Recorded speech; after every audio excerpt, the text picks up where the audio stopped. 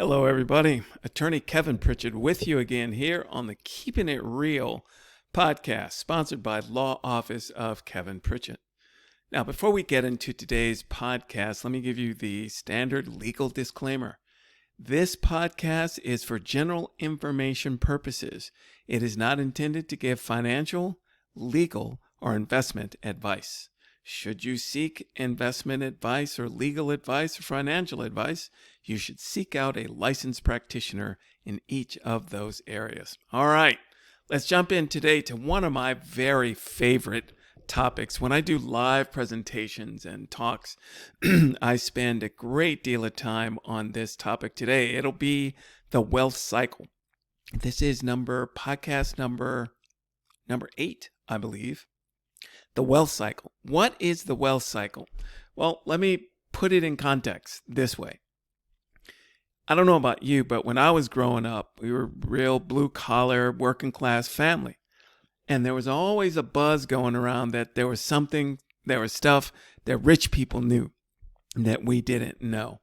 So there's always in the back of my mind, as I was growing up, being taught that rich people knew something that we didn't know. Well, my friends, it's exactly right. The rich, the wealthy do know something that those who are not wealthy don't know. And today I'm going to reveal to you exactly what this secret is. As I said, it's called the wealth cycle. Let's look at this graph here.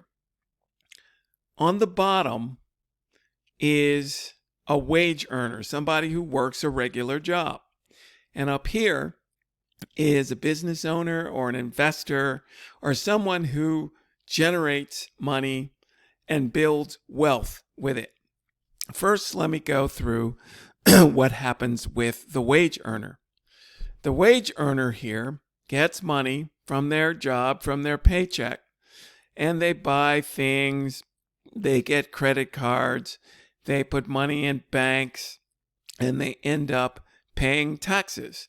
And the hope is that there's enough left over after material possessions, debt on credit card, a house, whatever else, taxes, that they can retire on that amount. Now, I don't have to tell you what the flaws are in this plan. It doesn't work out this way. The hope that after all these going through all this gauntlet, you're going to have enough to retire on, those hopes are slim and none.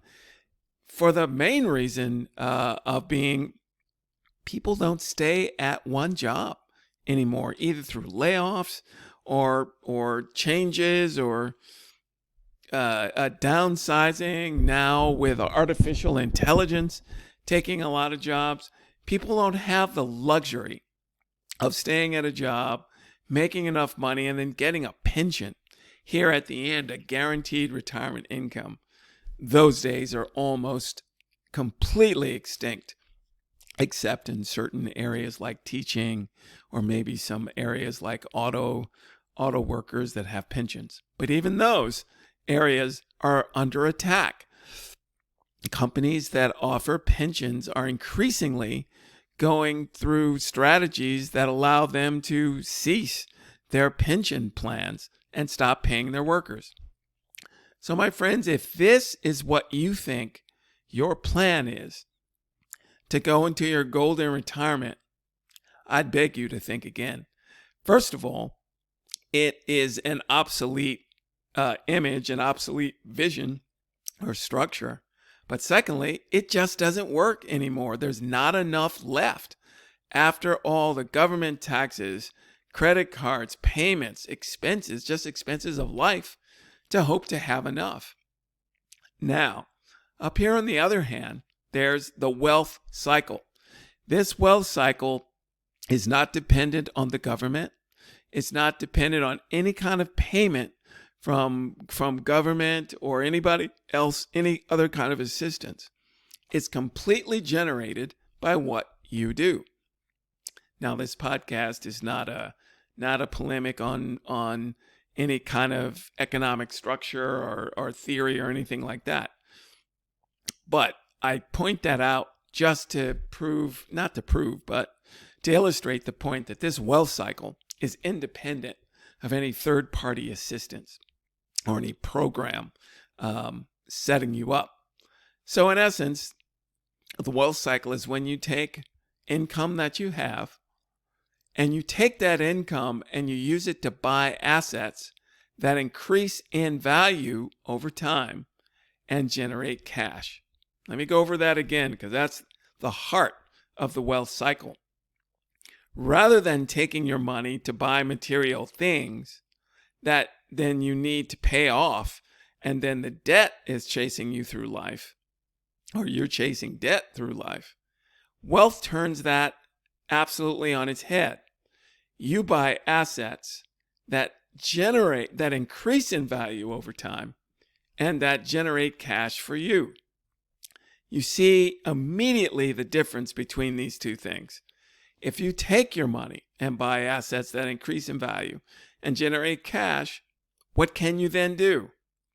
And this arrow down here shows you redeploy the cash to buy more assets that increase in value that generate cash.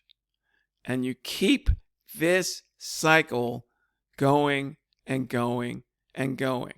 For example, I spend about 85%, sometimes even more, of the cash I get and redeploy it back into assets that generate value over time, increase in value over time, and generate cash.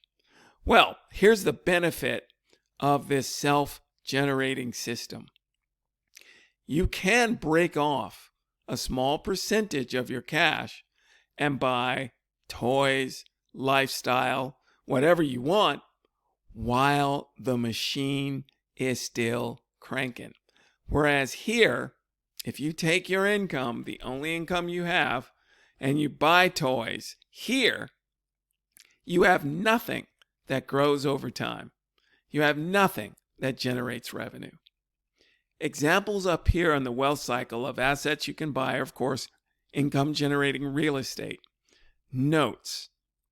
You can buy stocks and bonds, securities investments. You can buy royalty interest in music. You can buy promissory notes. Anything, my friends, that increases in value over time and generates cash can be the heart and engine of your life cycle. Your wealth cycle.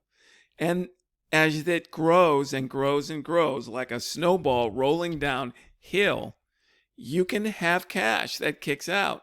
And you can live that lifestyle you want, have the toys you want, and have it not impact your wealth accumulation whatsoever. Now, I could have another layer over this graph, if you will.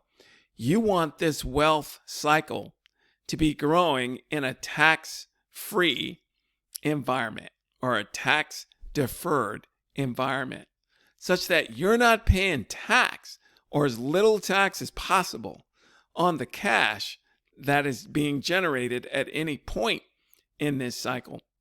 Here, with a wage earner, every single dollar you make is tax. As a matter of fact, tax comes out first and you get what's left over. Alternatively, here in the wealth cycle, when you're generating this cycle within a legal entity of some sort, corporation, limited liability company, partnership, limited partnership, all the various types of assets, you have the ability to manipulate, not in a bad way, but in a mechanistic way, the income that comes out of here, even the income that gets shown here, such that you get your money first and the government gets taxed on what's left. This wealth cycle is exactly the inverse of this wage earner cycle. And it's why people who focus on this wealth cycle do get wealthy, and those down here stay broke. My friends, there are tons and tons and tons of things I could say about each of these aspects of this wealth cycle. If you have any questions about any of these, put them in the chat down below, and I'll be happy to answer them on Ask Me Anything Thursday. And also, if you want to have us evaluate your situation to determine how you can transform whatever you're doing and put it into this wealth cycle, sign up for a one-on-one consultation down below. And we can go over everything and show you how to structure your own wealth plan. I've been doing that for literally hundreds of clients over the last 30 years that I've been in practice. My friends, this is major information right here. If you find it valuable, give us a good like wherever you're listening to the podcast, and also pass this information on to people who you think should have it and understand it. Okay, friends, that's all for today's podcast. Kevin Pritchett for the Keepin' It Real podcast, signing off. See you next time.